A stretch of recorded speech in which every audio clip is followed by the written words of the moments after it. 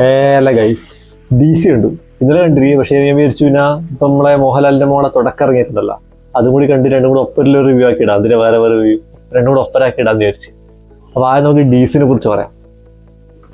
തീ പടം, കിടിലൻ പടം. ഈ പടം നിങ്ങൾ തിയേറ്റർ കണ്ടിട്ടില്ലെങ്കിൽ വേഗം പോയി കണ്ടോ. ഒരു തിയേറ്റർ എക്സ്പീരിയൻസ് ഡിമാൻഡ് ചെയ്യുന്നൊരു പടമാണ്. ശരിക്കും പറഞ്ഞെങ്കിൽ ഫസ്റ്റ് ഡേ തന്നെ ഈ പടം കാണണമായിരുന്നു ഞാൻ, പക്ഷെ അതെനിക്ക് മിസ്സായി പോയി. കാരണം ഇങ്ങനത്തെ ഒരു പടത്തിനെ കുറിച്ച് ഇറങ്ങുന്നതിനെ കുറിച്ച് ഞാൻ കേട്ടിട്ടുണ്ടായിരുന്നു. ഇങ്ങനെ ഒരു പടം ഇപ്പം ഇറങ്ങുന്നുണ്ടെന്നതിൽ കാര്യം ഞാൻ അറിഞ്ഞിട്ടുണ്ടായിട്ടില്ല. ഈ DCനെ കുറിച്ച് മുന്നേ ഇതിൻ്റെ ലൊക്കേഷൻ്റെ ആ ഒരു വീഡിയോ എൻട്രി ക്ലിപ്പിൻ്റെ ഒരു വീഡിയോ കണ്ടതുണ്ടായിട്ടു. പിന്നെ ഇതിനെ കുറിച്ച് ഫുൾ മറന്നിട്ടുണ്ടായിരുന്നു. ഇങ്ങനത്തെ ഒരു സംഭവം ഈ കാണുന്ന ഒരു ലിസ്റ്റിലേ ഉണ്ടായിട്ടില്ല പടം. പക്ഷെ ആ സമയത്ത് അത് ഇറങ്ങിയിട്ട് റിവ്യൂ കേട്ട സമയത്ത് എല്ലാവരും പറഞ്ഞു മസ്റ്റ് വാച്ച് ആവും. എന്നാൽ പിന്നെ പോയി കാണാം വിചാരിച്ച് പോയി കണ്ടതാണ്. പക്ഷെ ഞെട്ടിച്ചു. അനിരുദ്ധിൻ്റെ മ്യൂസിക് പക്ക വേറെ ലെവല് സാധനം. നിങ്ങളൊരു റോ മൂവീസിൽ ഇഷ്ടമുള്ള ആളാണെങ്കിൽ വീട്ടിൽ ഉറപ്പായിരുന്നു നിങ്ങൾക്ക് ഈ പടത്തിന് ടിക്കറ്റ് എടുക്കാം. ഞാൻ പക്ഷേ എൻ്റെ വേറെ കുറച്ച് ഫ്രണ്ട്സിനോട് സംസാരിച്ച സമയത്ത് അവരെല്ലാം പറഞ്ഞിട്ടുണ്ടെങ്കിൽ ആ അനിരുദ്ധിൻ്റെ മ്യൂസിക് ഇല്ലെങ്കിൽ പടം അത്രയ്ക്ക് ഉണ്ടാവില്ല എന്ന്, കുറച്ച് അവരുടെ എക്സ്പീരിയൻസ് ഉണ്ടാവില്ല എന്ന് രണ്ട് ഫ്രണ്ട്സ് പറഞ്ഞിട്ടുണ്ടായിരുന്നു. അത് ചിലപ്പോൾ എനിക്ക് തോന്നിയിട്ടുണ്ടായിരുന്നു. കാരണം ആ മ്യൂസിക് ആണ് പല സീനെ എലവേറ്റ് ചെയ്യുന്നതിൽ എലവേറ്റ് ചെയ്യാൻ മെയിൻ കാരണം എന്ന് പറഞ്ഞാൽ മ്യൂസിക് ആവും. അത് അനിരുദ്ധ ഒരു കിട്ടില്ല വർക്കിന് അനിരുദ്ധ ചെയ്തിട്ടുണ്ട്. പിന്നെ ഈ പടത്തിന്റെ സ്റ്റോറിനെ കുറിച്ചുള്ള സമയത്ത് എനിക്ക് മെയിനായിട്ട് ഇഷ്ടപ്പെട്ട ഒരു സംഭവം എന്ന് പറഞ്ഞിട്ടുണ്ടെങ്കിൽ ഇതിൽ മെയിൻ നായകനാണ് ഇൻട്രൊഡ്യൂസ് ചെയ്യുന്ന സമയത്ത് ആ നായകൻ്റെ എസ്റ്റാബ്ലിഷ് ചെയ്യാൻ വേണ്ടിയിട്ട് മുന്നേ ചെയ്ത കുറച്ച് കാര്യങ്ങളെല്ലാം കാണിച്ചിട്ടായിരിക്കും മെയിൻ സ്റ്റോറിയിലേക്ക് കൊണ്ടല്ലോ.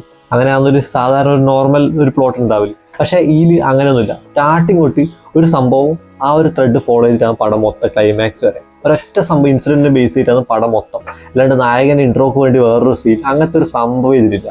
ഇതിലത്തെ ക്യാരക്ടേഴ്സ് എല്ലാവരും പക്ക കിട്ടില്ല. നമ്മളെ ഗോതിയിലത്തെ നടിയിട്ടില്ല അവളാണ് ഈ പടത്തിൽ മെയിനായിട്ട് നായികയായിട്ടുള്ളത്. അവർ രണ്ടാളും ആക്ടിങ്ങിൽ കിട്ടലായിട്ടുണ്ട്. ഇപ്പോൾ ദേവദാസിന്റെ ഡിയും ചന്ദ്രന്റെ സിയും ആയിരിക്കണം DC, അല്ലാണ്ട് വേറൊരു ഇതും ഞാൻ കാണുന്നില്ല. അപ്പം അത്യാവശ്യം ബ്ലഡ് ഷെഡും വയലൻസും ഉള്ളൊരു പടമാണ്. അപ്പം അങ്ങോട്ട് ഈ പടങ്ങളൊക്കെ ഇഷ്ടമുള്ള ഒരാളാണെങ്കിൽ, റോ മൂവീസ് ഇഷ്ടമുള്ള ഒരാളാണെങ്കിൽ എന്തായാലും നിങ്ങൾ ഈ പടം തിയേറ്റർ എക്സ്പീരിയൻസ് മിസ് ചെയ്തതാണ്. അപ്പം അടുത്ത പടം തുടക്കം.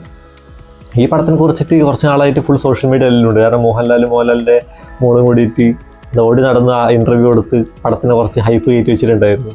പക്ഷെ എനിക്ക് മനസ്സിലാത്ത എന്തിനാണ് ഇത്രയ്ക്ക് ഹൈപ്പ് കയറ്റി വെക്കുന്നത്? ഒരു പടം നല്ല പടമാണെങ്കിൽ ആൾക്കാർ സ്വീകരിക്കും, പടം അത്യാവശ്യം ഓടും എന്തായാലും. പക്ഷേ ഇതിപ്പോൾ അവരെ പടത്തിന് അവർ പ്രൊമോട്ട് ചെയ്തു, അതിൽ നമുക്കൊന്നും പറയാനില്ല. പക്ഷേ പടം നടന്നെങ്കിൽ ഫസ്റ്റ് ഹാഫ് അത്യാവശ്യം മോശമില്ലാത്തൊരു ഫസ്റ്റ് ഹാഫ്. ഞാൻ വിചാരിച്ചു ഓക്കെ എന്തായാലും അത്യാവശ്യം മോശമില്ലാത്തൊരു പടം തന്നെ ആയിരിക്കും. പക്ഷേ സെക്കൻഡ് ഹാഫിലേക്ക് വന്ന സമയത്ത് ഈ പടത്തിൽ ഏറ്റവും വെറുപ്പിച്ച ക്യാരക്ടർ പറഞ്ഞെങ്കിൽ മോഹൻലാലിൻ്റെ ആവും. വെറുതെ ഒരു ക്യാരക്ടർ വന്നിട്ട് മോളെ കുറിച്ചിട്ട് ഒന്ന് പൊക്കി പറയാൻ വേണ്ടിയിട്ടുള്ള ഒരു ക്യാരക്ടറായിട്ടാണ് എനിക്ക് തോന്നിയിട്ടുണ്ടായിരുന്നു. നീ തുടരും, ഇത് നിന്റെ തുടക്കമാണ്, നീ ഫാദറിനെ പ്രൗഡ് ആക്കണം എന്നൊക്കെ. എന്തിനാണ് ഇങ്ങനത്തെ ഒരു ക്യാരക്ടറിൻ്റെ ആവശ്യമില്ല ഇതിൽ. അതും ബാക്കിയുള്ള ക്യാരക്ടേഴ്സിൻ്റെ ഡയലോഗൊക്കെ പറഞ്ഞിട്ടുണ്ടെങ്കിൽ ഒരു നോർമൽ ആൾക്കാർ പറയുന്ന ഡയലോഗ് അല്ല. പക്ഷേ മോഹൻലാൽ ഡയലോഗ് പറയുന്ന സമയത്ത് ബാക്കി ഫുൾ സൈലൻസ്, ഒരു ദിവ്യന്മാർ വരുന്ന ഡയലോഗ് ഉണ്ടാവില്ല. അങ്ങനത്തെ ഒരു സൗണ്ട് എഫക്റ്റ് ഇല്ലാന്ന് ലാലേട്ടൻ്റെ ഡയലോഗ് ഫുൾ ഉള്ളത്. പിന്നെ ഇതിൽ വേറൊരാളുണ്ട്, ആന്റണി പെരുമ്പാവൂർ. നിങ്ങൾ ആലോചിച്ച് നോക്കിയേ, ഈ പടത്തിൽ ആന്റണി പെരുമ്പാവൂറിൻ്റെ ഡ്രസ്സിൻ്റെ കളർ എന്തായിരിക്കുന്നത്?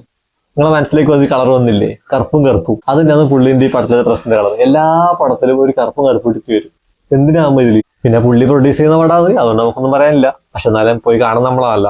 വിസ്മയന്റെ അഭിനയത്തിനെ കുറിച്ചൊന്നും മോശം പറയാനൊന്നുമില്ല, അത്യാവശ്യം മോശമില്ലാണ്ടെന്ന് ചെയ്തിട്ടുണ്ട്. പിന്നെ ഫസ്റ്റ് പടമാണല്ല. പക്ഷേ ഈ ലാലേട്ടൻ വന്നിട്ട് കുറെ പ്രൊമോഷൻ കൊടുക്കുന്നുണ്ട്, അതിന്റെ ആവശ്യമൊന്നുമില്ല. അത് ഇപ്പം പ്രണവിന്റെ അഭിനയം നമുക്ക് അല്ലെങ്കിൽ ഒരക്കിടലിന് അഭിനയമാണ്.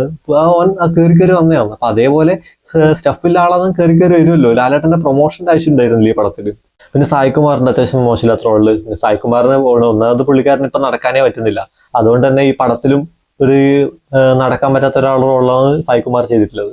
ഈ തുടക്കം എന്നോട് ഇന്നലെ അമ്മയിലും പോയി ഇന്നലെ ഈ പടക്കം തുടക്കം കണ്ടിട്ടുണ്ട്. അപ്പൊ എന്നോട് അമ്മ എന്തെങ്കിലും പോയി പറഞ്ഞ കിടിലൻ പടം നീ എന്തായാലും പോയി കണ്ടോന്നാ പറഞ്ഞിട്ടുണ്ടായത്. അപ്പൊ അങ്ങനെ ഞാൻ ഇന്നും ഈ പടം കണ്ടേ. പക്ഷെ എനിക്ക് ജസ്റ്റ് ഒരു ആവറേജ് എക്സ്പീരിയൻസ് മാത്രമേ ഈ പടത്തിനുള്ളൂ. ഇപ്പൊ എല്ലാവരും പറഞ്ഞു കേട്ട് പ്രതീക്ഷിച്ച ഒരു ഹൈപ്പിനുള്ള പടമൊന്നും ഇതില്ല.